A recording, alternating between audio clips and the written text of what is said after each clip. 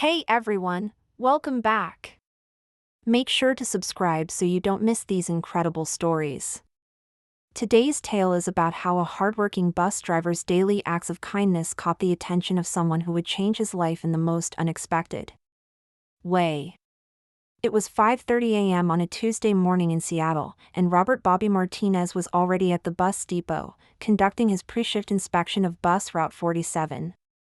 At 52 years old, Bobby had been driving city buses for 18 years. And his routine was as precise as clockwork. Check the brakes, test the lights, inspect the tires, clean the windshield, and make sure the wheelchair lift was functioning properly. Bobby took pride in his work, even though most people barely noticed him behind the wheel. Bobby lived in a modest two-bedroom house in South Seattle with his wife Maria and their 16-year-old daughter Isabella.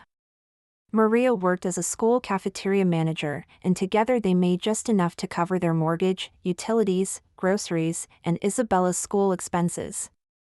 They weren't wealthy by any means, but they were proud of their honest work and the life they had built together.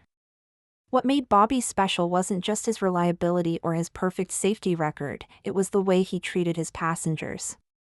In a job where many drivers became jaded and indifferent, Bobby remained genuinely caring about the people who rode his bus every day. He knew the regulars by name, asked about their families, and went out of his way to make their commute a little brighter. Bobby's route took him through some of the most diverse neighborhoods in Seattle. He picked up construction workers heading to job sites, hospital staff beginning their shifts, students on their way to community college, elderly passengers going to medical appointments, and office workers commuting downtown. To most people, these passengers were just faces in the crowd, but to Bobby, each one was a person with their own story, their own struggles, and their own dreams. What Bobby didn't know was that for the past 6 months, one of his regular passengers had been watching him very carefully. This passenger wasn't just any commuter, he was James Wellington, a real estate mogul worth approximately $340 million. James owned dozens of commercial properties throughout the Pacific Northwest and had built his fortune through careful investments and strategic acquisitions. James had started writing Bobby's bus route as part of what he called his market research. He was considering investing in several properties along the route and wanted to understand the neighborhoods, the demographics, and the daily rhythms of the area. But what had started as a business exercise had evolved into something much more personal as James observed Bobby's interactions with passengers day after day. James was a man who had achieved tremendous financial success, but he had also become increasingly cynical about human nature. In his business dealings, he encountered greed, dishonesty, and self-interest on a daily basis. People constantly approached him with their hands out, looking for investments, donations, or favors. He had learned to be suspicious of everyone's motives and to assume that kindness was usually a mask for ulterior motives. But Bobby was different. James watched as Bobby helped elderly passengers with their groceries, as he waited patiently for people with disabilities to board safely, as he offered encouraging words to students who looked stressed about exams. Bobby did these things when no one was watching, when there was no benefit to himself, when it would have been easier to just do the minimum required by his job. On this particular Tuesday morning, Bobby began his route at 6:15 a.m. sharp. His first stop was always the senior living complex on Pine Street, where he picked up Mrs. Chin, an 83-year-old woman who rode the bus to her volunteer job at the Children's Hospital 3 times a week. "Good morning, Mrs. Chin," Bobby called out as she carefully climbed the steps. "How are you feeling today?" "Much better, Bobby, thank you for asking," Mrs. Chin replied with a warm smile. "My arthritis was acting up yesterday, but I'm ready to read stories to the children today." "That's wonderful. Those kids are lucky to have you," Bobby said, waiting until she was safely seated before pulling away from the curb.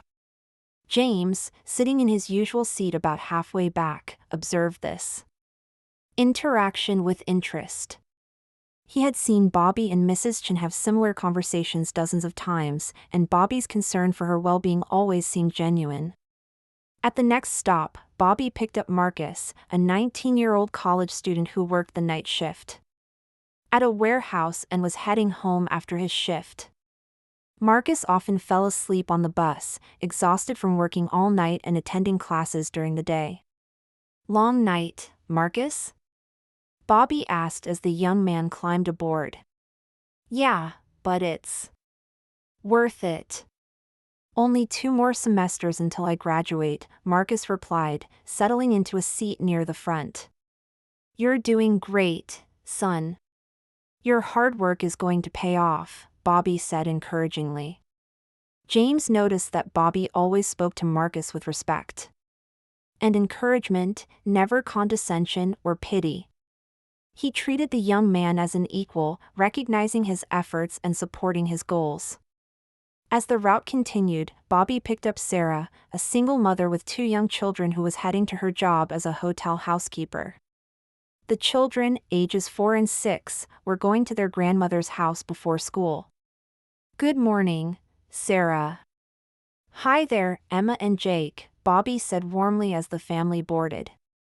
"Good morning, Mr. Bobby," the children chorused, clearly delighted to see him. Sarah looked tired and stressed, juggling her purse, the children's backpacks, and her work uniform. Bobby noticed her struggle and said, "Take your time getting settled. We're not in a rush." As Sarah helped her children into seats, 4-year-old Emma dropped her favorite stuffed animal, a small pink elephant. The toy rolled under a seat, and Emma began to cry. Without hesitation, Bobby put the bus in park, engaged the emergency brake, and got up from his driver's seat. He crawled under the seat to retrieve the stuffed animal, his uniform getting dusty in the process. "Here you go, sweetheart," Bobby said, handing the elephant back to Emma. "Can't have you going to Grandma's without your friend." Emma's tears immediately stopped, and she hugged the stuffed animal tightly. "Thank you, Mr. Bobby." Sarah looked at Bobby with tears in her eyes. "Thank you so much. You didn't have to do that." "Of course I did," Bobby replied with a smile. "That elephant is very important." James watched this entire interaction with fascination. Bobby had delayed his route, gotten his uniform dirty, and gone completely out of his way for a 4-year-old's stuffed animal. There was no policy requiring him to do this, no supervisor watching to give him credit, no benefit to himself whatsoever. He had simply seen a child in distress and acted to help.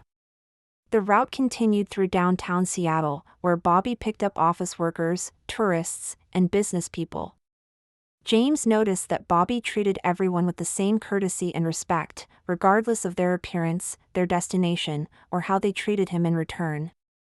At one stop, a well-dressed businessman got on the bus talking loudly on his phone, clearly agitated about some business deal.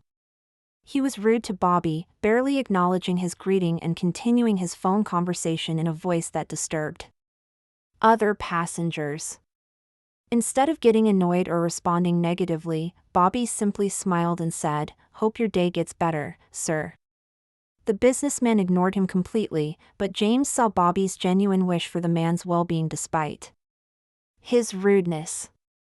A few stops later, an elderly homeless man got on the bus. He was clearly struggling financially, his clothes were worn and dirty, and he smelled of alcohol. Many of the other passengers moved away from him or looked uncomfortable. The homeless man approached Bobby with a handful of coins, counting them carefully. "I think I'm about 30 cents short," he said quietly, embarrassed. Bobby looked at the coins and nodded. "That's close enough. Have a seat wherever you're comfortable." "Thank you," the man said, his voice filled with gratitude. James realized that Bobby had probably made up the difference from his own pocket. And he had done it so discreetly that the homeless man's dignity remained intact. As the weeks passed, James continued to observe Bobby's daily interactions with passengers. He saw Bobby help a blind woman navigate to her seat, assist a man in a wheelchair with securing his chair properly, and offer tissues to a woman who was crying after what appeared to be a difficult phone call.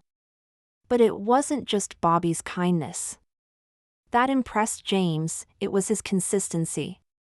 Day after day, week after week, Bobby showed up with the same positive attitude, the same genuine care for his passengers, the same commitment to making their journey a little bit better. James began to research Bobby's background. Through public records and discreet inquiries, he learned about Bobby's family, his work history, and his financial situation. Bobby had an impeccable employment record, no criminal history, and was well regarded by his supervisors and co-workers. He lived modestly, paid his bills on time, and was actively involved in his daughter's school activities. What struck James most was that Bobby's kindness extended beyond his work. Neighbors described him as the kind of person who shoveled elderly neighbors' driveways in winter, who organized block parties to bring the community together, and who volunteered at his daughter's school events despite his busy work schedule. James also learned that Bobby's family was facing some financial challenges. Isabella was a bright student who had been accepted to several colleges, but the family was struggling to figure out how to pay for her education. Bobby and Maria had been working extra hours and cutting expenses, but college tuition was still beyond their reach. One morning in late October, James made a decision. He had been observing Bobby for 6 months, and he was convinced that Bobby represented something rare in the world, genuine goodness without any ulterior motive. James wanted to do something to recognize and reward Bobby's character, but he knew he had to be careful about how he approached it. James began by making some discreet inquiries about Bobby's route and schedule. He learned that Bobby always took his lunch break at the same small park near the downtown transit center, where he would sit on a bench and eat the sandwich that Maria packed for him each morning. On a sunny Thursday afternoon, James approached Bobby during his lunch break. Bobby was sitting on his usual bench, feeding pieces of his sandwich to some pigeons that had gathered around him. "Excuse me," James said politely. "Are you Robert Martinez, the driver of Route 47? Bobby looked up, recognizing James as one of his regular passengers. "Yes, I am. You ride my bus pretty regularly, don't you? Is everything okay with the service?" "Everything is perfect," James said, sitting down on the bench next to Bobby. "Actually, I wanted to talk to you about something else. My name is James Wellington." Bobby shook his hand. "Nice to officially meet you, James. I'm Bobby. Bobby, I've been riding your bus for several months now, and I've been watching how you interact with passengers. I have to tell you, I'm incredibly impressed by your kindness and professionalism." Bobby looked surprised. "I'm just doing my job." "No, you're doing much more than your job. I've seen you help elderly passengers, comfort upset children, treat everyone with respect regardless of their circumstances. You make people's days better, and that's not something you see very often." Bobby smiled modestly. "I figure we're all just trying to get through our days, you know? A little kindness makes everything easier." James nodded. "That's exactly what I mean. Bobby, can I ask you something personal? What are your dreams for your family? What would you do if money wasn't an obstacle?" Bobby looked puzzled by the question. "That's an interesting question. I guess I'd want to make sure my daughter Isabella can go to college without worrying about the cost. She's so smart, and she works so hard. She wants to be a teacher, and I think she'd be amazing at it." "What else?" "Well, my wife Maria has always wanted to open a small restaurant. She's an incredible cook, and she has all these family recipes from her grandmother. But starting a business is expensive, and we've never had that kind of money. Bobby paused, looking at James curiously. Why do you ask? James took a deep breath. Bobby, I need to tell you something. I'm not just a regular passenger. I'm a businessman, and I've been very successful financially. I've been riding your bus as part of some research I was doing, but what I discovered was much more important than any business information. What do you mean? I discovered that there are still genuinely good people in the world. People who do the right thing not because they have to, but because it's who they are.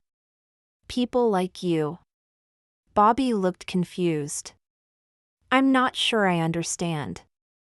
James smiled. Bobby, I want to help your family achieve those dreams you just told me about. I want to pay for Isabella's college education, and I want to provide the startup capital for Maria's restaurant. Bobby stared at him in shock.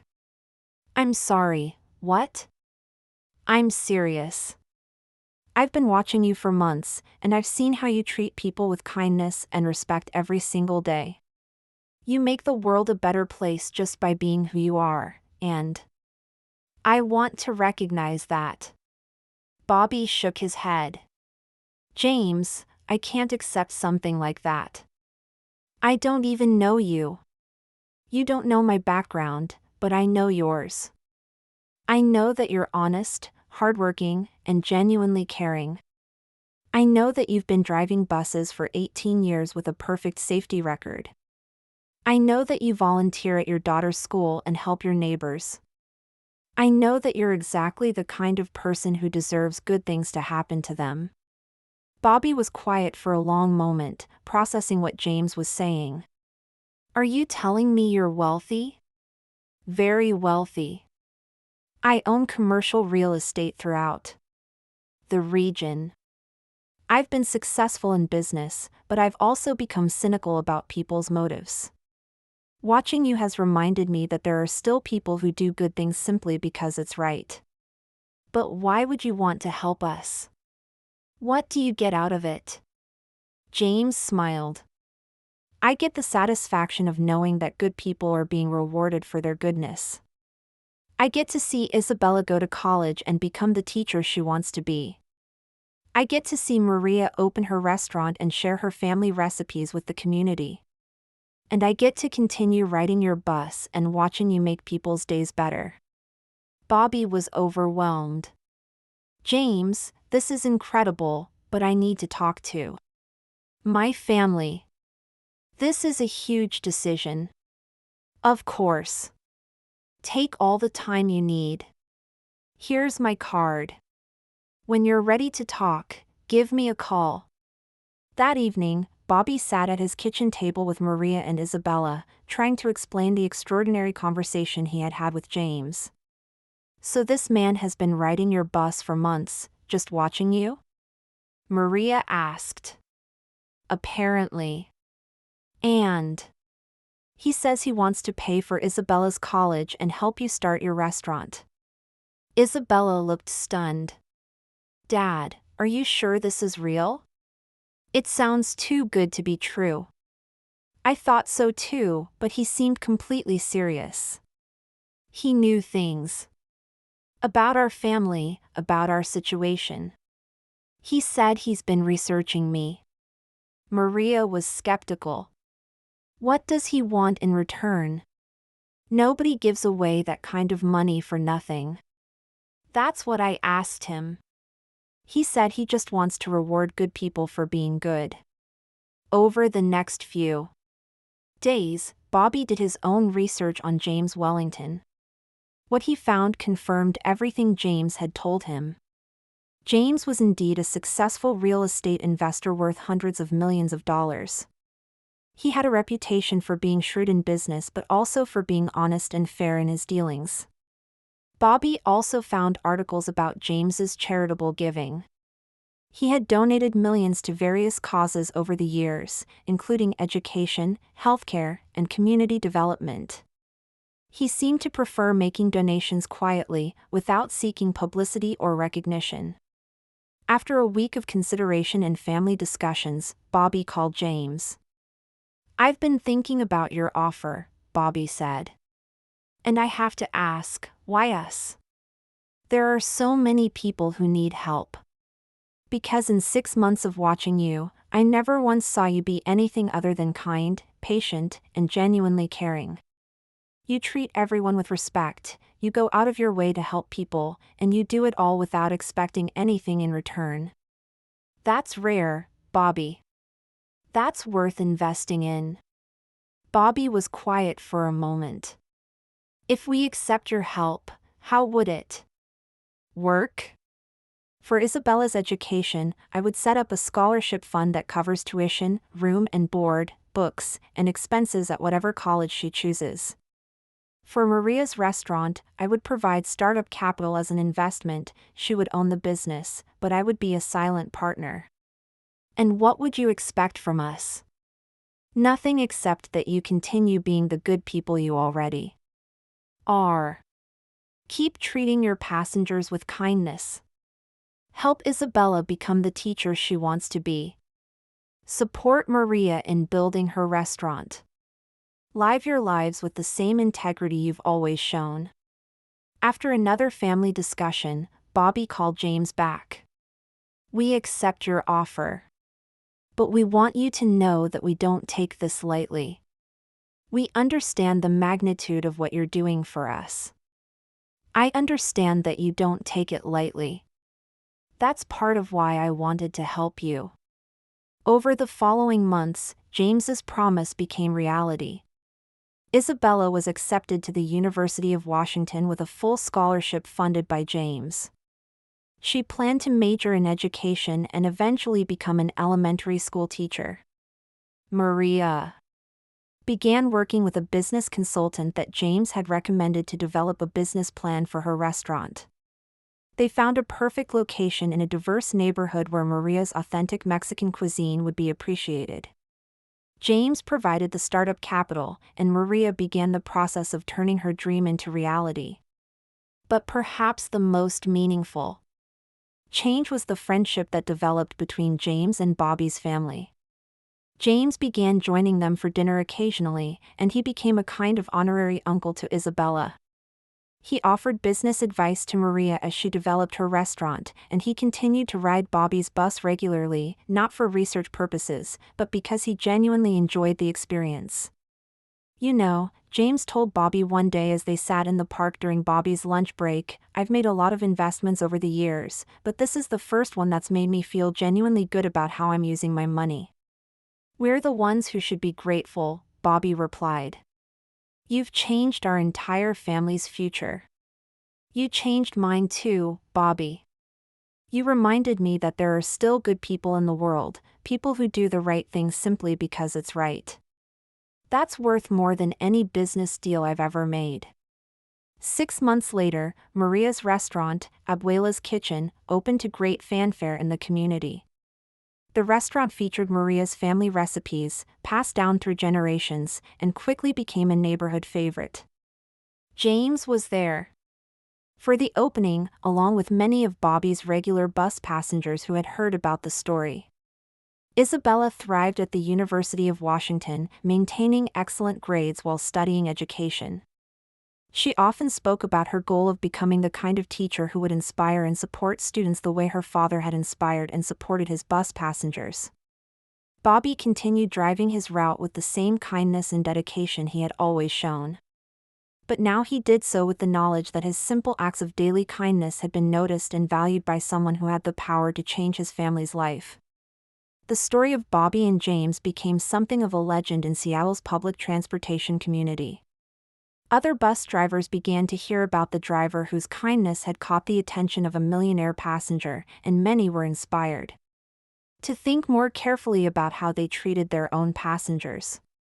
But for Bobby, the most important lesson wasn't about the reward he had received. It was about the confirmation that treating people with kindness and respect mattered, even when no one seemed to be watching. "I always believed that how you treat people says something about who you are," Bobby told a local newspaper reporter who had heard about the story. I never expected anyone to notice or care, but I'm glad I never changed who I was just because the job could be difficult sometimes. James, when asked about his decision to help Bobby's family, said, "Success in business taught me to be suspicious of people's motives. But Bobby reminded me that some people are genuinely good, and that goodness deserves to be recognized and supported." Helping his family wasn't charity, it was an investment in the kind of world I want to live in. A year later, Isabella was excelling in her education program and had begun tutoring underprivileged children in her spare time. Maria's restaurant had become so successful that she was considering opening a second location. And Bobby continued to drive his route, treating each passenger with the same kindness that had changed his family's life. The friendship between Bobby and James had deepened over time. James had become a regular at family dinners, and he often said that Bobby's family had given him something he hadn't realized he was missing, a sense of connection to genuine, caring people who valued relationships over money. I spent years surrounded by people who wanted something from me, James reflected. Bobby and his family just wanted to be good people and live good lives. They reminded me what really matters. For Bobby, the experience had reinforced his belief in the importance of treating everyone with dignity and respect. "You never know who's watching," he would tell other drivers. But more importantly, you never know who needs a little kindness to get through their day. The story of the bus driver and the millionaire passenger became a reminder that extraordinary things can happen when people choose to be kind, when they treat others with respect regardless of their circumstances, and when they remain true to their values even when no one seems to be watching.